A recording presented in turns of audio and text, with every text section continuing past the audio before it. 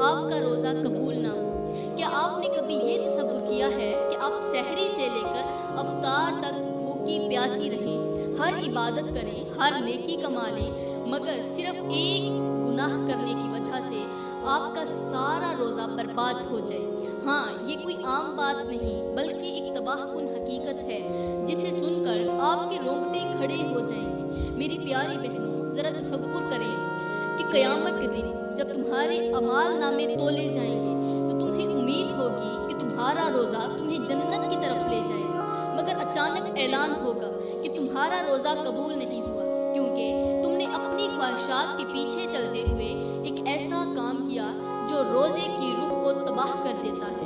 سوچو وہ لمحہ کتنا خوفناک ہوگا جب تمہیں پتہ چلے گا کہ تم دنیا کی چمک دمک کے لیے اپنی آخرت برباد کر کے آئی ہو۔ کیا تمہیں لگتا ہے کہ ایک پل کی خوبصورتی تمہیں ہمیشہ کے لیے جنت سے محروم کر دے اور تمہیں جہنم کی طرف دھکیل دے گی؟ میری پیاری بہنوں، یہ کوئی عام بات نہیں ہے، یہ تباہی کا آغاز ہے۔ رمضان میں ایک گناہ کرنے سے روزہ قبول کیوں نہیں ہوتا؟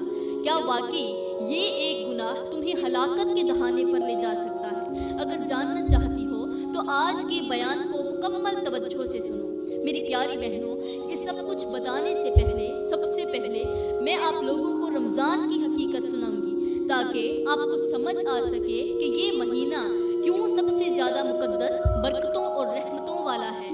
سال میں 12 مہینے آتے ہیں، ہر مہینے کی اپنی اہمیت ہے۔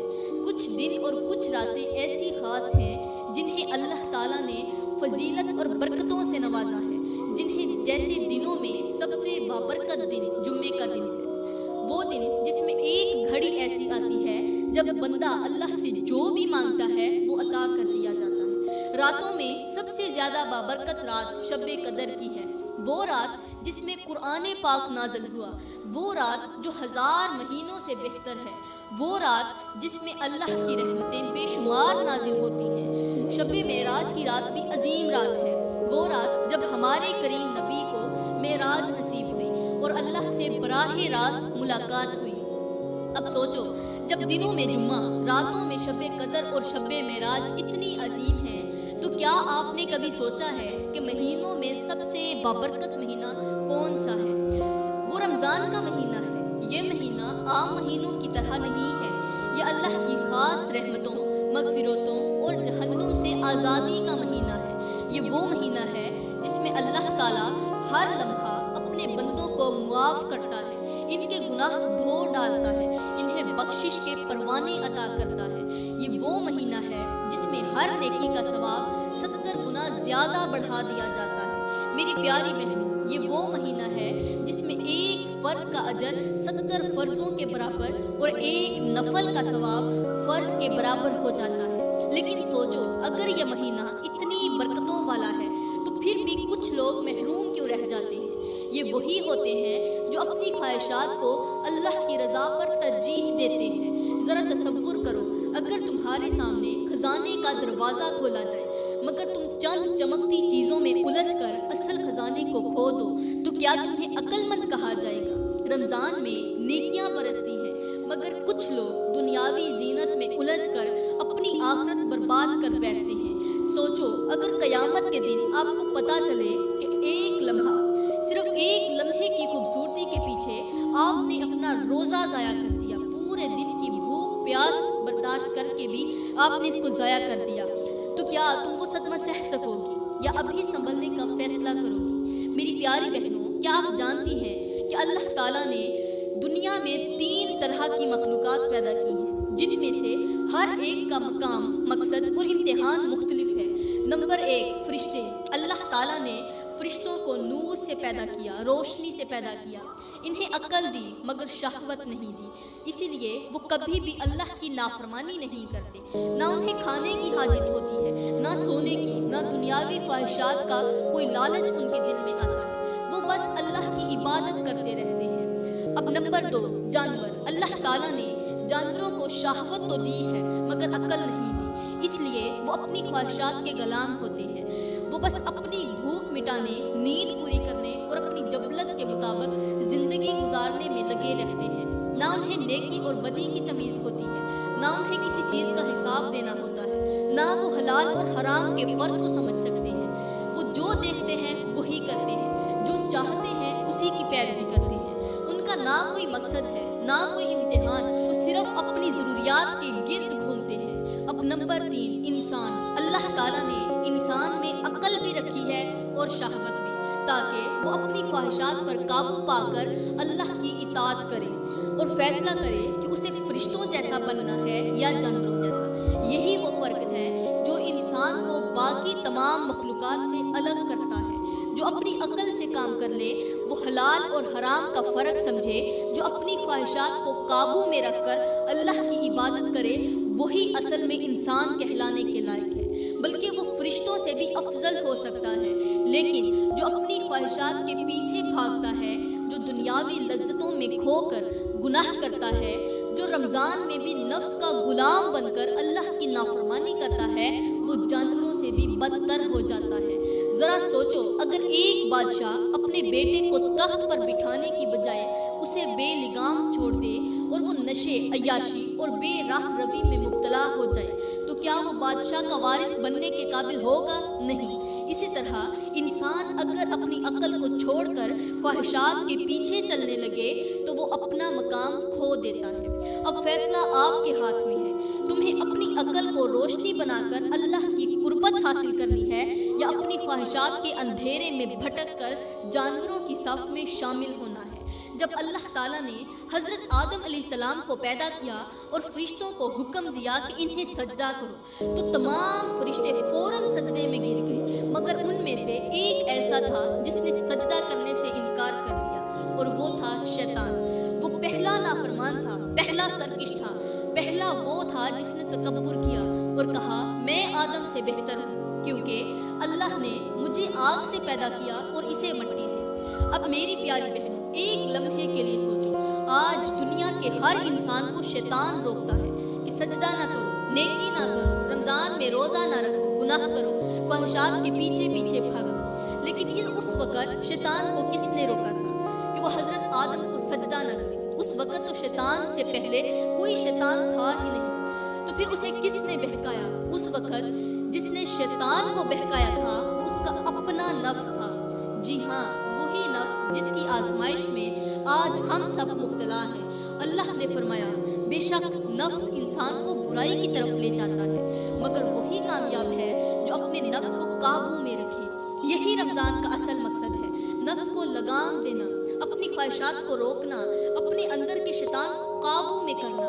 میرے اور آپ کے کریم نبی نے فرمایا، روزہ ڈھال ہے جو انسان کو گناہوں سے بچاتا ہے۔ یعنی روزہ صرف کھانے پینے سے رکنے کا نام نہیں، بلکہ یہ اس بات کا امتحان ہے کہ تم اپنے نفس کو قابو میں پاؤ۔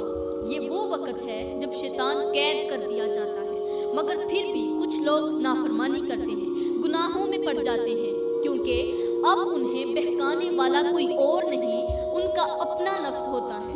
ذرا سوچو، اگر کوئی قیدی سال بھر کہتا رہے کہ میں بری صحبت کی وجہ سے گناہ کرتا ہوں، میں بری صحبت کی وجہ سے گناہ کرتا ہوں، لیکن جب وہ تنہا ہو اور پھر بھی وہی کام کرے، تو کیا اسے شیطان کا بہکاوا کہہ سکتے ہیں؟ نہیں، وہ اس کا اپنا کردار ہوتا ہے۔ بالکل ایسے ہی جو لوگ رمضان میں جب شیطان قید ہوتا ہے تو پھر بھی گناہ کرتے ہیں، وہ ثابت کر دیتے ہیں کہ انہیں بہکانے والا شیطان نہیں بلکہ ان کا اپنا نفس ہے۔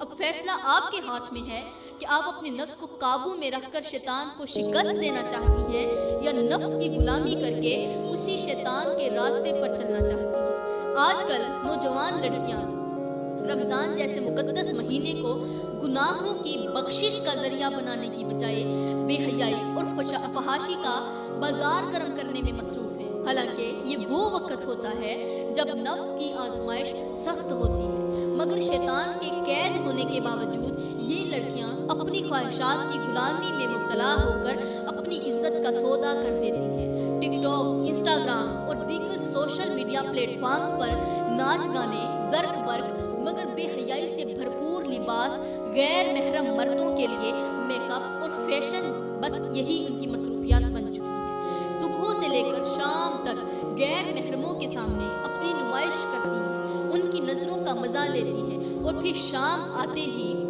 وہ बड़े एहतमाम से अफ्तार के लिए दस्तरखान सजा कर ये कहती हैं, हमने तो रोज़ा रखा था, हमने तो भूखा प्यासा रहकर अल्लाह की इबादत की थी। अरे ये कौन सा रोज़ा है, ये कैसा रोज़ा है जो तुम्हें खुदा की तरफ ले जाने की बजाय दुनिया की जीनत में डाल रहा है।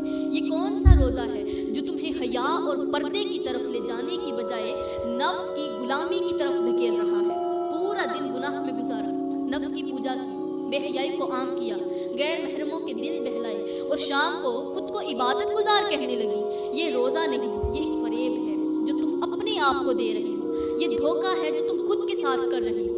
अल्लाह ताला कुरान पाक में इरशाद फरमाता है, बेशक रोज़ा तुम पर फर्ज किया गया है ताकि तुम मुत्तकी बन जाओ। मुत्तकी वो होता है जो अपने नफ्स पर काबू पा ले, जो अपने जज्बात को अल्लाह की रज़ा के ताबे कर दे, जो हलाल और हराम में फ़र्क समझे, जो अपनी इज्जत को अल्लाह की अमानत समझे, ना कि दुनिया की नज़रों के सामने बेपर्दा हो जाए। मेरे और आपके मीठे नबी ने फरमाया, जिसने रोज़े के दौरान झूठ, बुराई और फहाशी ना छोड़ी तो अल्लाह को उसके भूखे प्यासे रहने की कोई ज़रूरत नहीं। सोचो, अगर कोई सारा दिन गुनाह करता रहे और शाम को चंद खजूरें खाकर ये समझे कि उसने इबादत कर ली, तो क्या वो हकीकत में रोज़ेदार कहला सकता है? ये रोज़ा नहीं, ये एक धोखा है जो नफ्स तुम्हें दे रहा है, जो तुम्हें बहका रहा है कि तुम नेकी कर रही हो, हालांकि तुम्हारे आमाल तुम्हें बर्बादी की तरफ ले जा रहे हैं। ज़रा गौर करो, अगर एक शख्स दिन भर आग में कूदता रहे और शाम को अपने जिस्म पर खुशबू लगा कर कहे कि मैंने खुद को साफ कर लिया, तो क्या हकीकत में वो पाक हो गया? नहीं। बिल्कुल ऐसे ही अगर पूरा दिन गुनाह में गुजार कर शाम को अफ्तार के वक्त ये समझो कि इबादत मुकम्मल हो गई, तो ये सब फरेब के सिवा कुछ नहीं है। याद रखो, रोज़ा तुम्हें अल्लाह के करीब कर देता है, अल्लाह की कुर्बत देता है, गुनाह से बचाता है, नफ्स की गुलामी से आज़ाद करता है। अगर तुम्हारा रोज़ा तुम्हें बेहयाई और गुनाह की तरफ ले जा रहा है तो समझ जाओ कि तुम रोज़ा नहीं बल्कि एक रस्म अदा कर रही हो। कुछ औरतें रमज़ान में लिपस्टिक, काजल और मेकअप करके गैर महरम मर्दों के सामने जाती हैं, उनकी नज़रें अपनी तरफ खींचती हैं, उनके दिल बहलाती हैं, उनके जज्बात को भड़काती हैं और फिर जब वापस आती हैं तो कहती हैं जल्दी से नमाज पढ़ लें वरना वक्त निकल जाएगा। अरे कैसी नमाज? वही नमाज जिसके लिए तुम्हारे चेहरे पर वही लिपस्टिक बाकी रही जो गैर महरम मर्दों ने देखी, वही काजल जो किसी गैर की नज़रें तुम पर डाल चुकी थी। क्या तुम्हें लगता है कि ऐसी नमाज तुम्हें रहमत देगी? नहीं, ऐसी नमाज तुम्हें बद्दुआएं देगी, तुम्हें ज़हमत देगी। ये नमाज तुम्हें कबूलियत के दरवाजे पर धक्के देकर बाहर निकाल देगी। ये कैसे हो सकता है कि एक तरफ तुम्हारी नज़र गैर महरम मर्दों की तरफ हो, दूसरी तरफ तुम जीनत उनके लिए करो और दूसरी तरफ तुम अल्लाह के हुजूर सजदे में जाओ और उम्मीद रखो कि वो तुम्हारी इबादत कबूल कर लेगा। अल्लाह ताला ने फरमाया, बेशक नमाज बेहयाई और बुराई से रोकती है। मगर सोचो, अगर कोई नमाज पढ़कर भी बेहयाई और फहाशी में मगन रहे, गैर महरमों की नज़रों का मज़ा ले, तो ऐसी नमाज का क्या फ़ायदा? मेरे और आपके करीम नबी ने फरमाया, जिसकी नमाज उसे बुरे कामों से ना रोके तो वो नमाज ही नहीं, वो महज जिस्म की मुशक्क़त है। ज़रा सोचो, अगर तुम्हारे पास सफ़ेद, खूबसूरत और कीमती लिबास हो और तुम उसे पहनकर एक गंदी नाली के करीब से गुजर जाओ जहाँ कीचड़ और गंदगी पड़ी हो, तो क्या तुम्हें खौफ नहीं होगा कि कहीं ये लिबास ख़राब ना हो जाए? यकीनन तुम हर मुमकिन कोशिश करोगी कि उसे महफूज रखो, क्योंकि तुम्हें मालूम है कि अगर एक कतरा भी कीचड़ लग गया तो ये लिबास नापाक और बदनुमा हो जाएगा। लेकिन सोचो, अगर कोई औरत खुद अपनी मर्जी से इस नापाक कीचड़ में जाकर खड़ी हो, अपने लिबास को खराब करे और फिर फौरन घर आकर कहे जल्दी से इसे धोना है ताकि साफ हो जाए, तो क्या वो अक्लमंद कहलाएगी? क्या तुम्हें लगता है कि वो लिबास पहले जैसा हो जाएगा? कभी नहीं, क्योंकि जो चीज़ एक बार अपनी पाकीज़गी खो दे वो आसानी से अपनी असल हालत में नहीं आती। बिल्कुल यही हाल नमाज और बेहयाई का है। जो औरत गैर महरम मर्दों की नज़रों का मज़ा लेती है, अपनी जीनत की नुमाइश करती है और फिर नमाज पढ़ने के लिए खड़ी हो जाती है, तो क्या वो ये समझती है कि उसकी नमाज पकीज़ा हो जाएगी? नहीं, क्योंकि अगर जिस्म दुनिया की जीनत में मगन हो तो रूह इबादत में सुकून कैसे पा सकती है? जो दिल गैर महरम की नज़रों में खो जाए वो सजदे में अल्लाह को कैसे हासिल कर सकता है? जो कदम गुनाह की तरफ दौड़ते हैं वो जन्नत की राह कैसे पा सकते हैं? याद रखो, अगर तुम नापाक रास्ते पर चलकर पाकीज़गी की उम्मीद रखो तो ये ऐसा ही है जैसे कोई शख्स खुद अपने हाथों से जख्म लगाकर मरहम की उम्मीद करे। इबादत की हकीकत वही समझ सकता है जो अपनी रूह को दुनिया की गंदगी से बचा कर रखे। प्यारी बहनों, काफ़ी औरतें ये पूछती हैं कि नमाज के दौरान लिपस्टिक या काजल लगाना कैसा है। इसका जवाब वाज़िह और साफ है। अगर लिपस्टिक या काजल में कोई नापाक चीज़ शामिल हो या वो पानी को चेहरे तक पहुंचने से रोके तो वुज़ू और नमाज दोनों दुरुस्त नहीं होंगे। नमाज पाकीज़गी और खुशू व खुज़ू का नाम है। ये अल्लाह के सामने मुकम्मल आजिज़ी के साथ खड़े होने का अमल है। अगर एक औरत अल्लाह के हुज़ूर झुकने से पहले ही दुनिया की जीनत में खो जाए तो क्या वो हकीकत में नमाज अदा कर रही है? लेकिन असल मसला ये नहीं कि लिपस्टिक या काजल नमाज में जायज़ है या नहीं, बल्कि असल सवाल तो ये है कि वो औरतें जो नमाज के बाद भी अपना हुस्न और जीनत